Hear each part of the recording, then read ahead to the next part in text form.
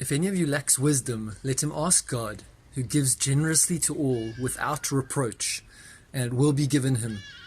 But let him ask in faith with no doubting, for the one who doubts is like a wave of the sea that is driven and tossed by the wind. For that person must not suppose that he will receive anything from the Lord. He is a double-minded man, unstable in all his ways. The book of James is kind of like the New Testament book of Proverbs. It holds much wisdom and guidance in wisdom. And like Proverbs, James puts the onus on the reader or the listener to seek for this wisdom. And in this case, just press into the supplier of all wisdom.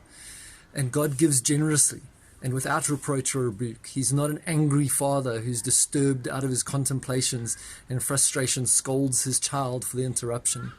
This is a God who generously gave himself to save all mankind from the miry pit we'd flung ourselves into. The first person of the Godhead, the Father, sends the second person of the Godhead, the Son, who willingly puts up his hand, comes, dies, and is resurrected, and then sends the Holy Spirit, who again willingly comes and lives within us and directs us and guides us. Jesus himself says, ask and it will be given to you, seek and you will find, knock and the door will be open to you, and also whatever you ask in my name, that I will do. However, there is the condition. So we look at verse 6 and it says, but let him ask in faith with no doubting. For the one who doubts is like a wave of the sea that is driven and tossed by the wind. For that person must not suppose that he will receive anything from the Lord.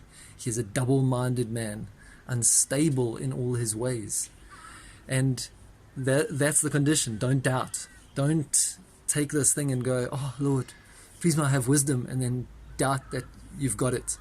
Our God is not miserly, but he knows what's in man, and he knows that wisdom can be twisted. Look at Solomon.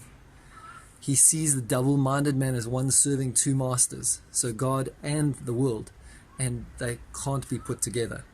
There has to be one or the other. Choose God or choose the world. If you're double-minded, you lukewarm and might as well be spat out.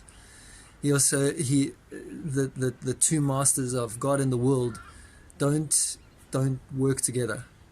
And if you're asking for wisdom from God, you need to expect it to be very different from the wisdom of the world.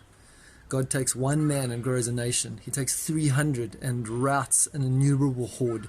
He takes 12 uneducated men and turns the world upside down. If we are double-minded, some say it means double-souled. We waver in our expectancies and our thoughts, like the one tossed to and fro in every wave of doctrine. We don't settle our mind on the things of God, and we miss his wisdom in the situation and the circumstance. The one who asks for wisdom are those who delight themselves in the Lord, who lean not on their own understanding, but know that he has it. They press into his will. They allow his will to become their will, and they pray in his will so that his will be done. And then we won't be doubters. We'll be the kings and queens who seek the matters hidden by God, and he will be displayed throughout the nations, and he will make himself great, and we will make ourselves less, so that we may glorify this amazing God that we serve.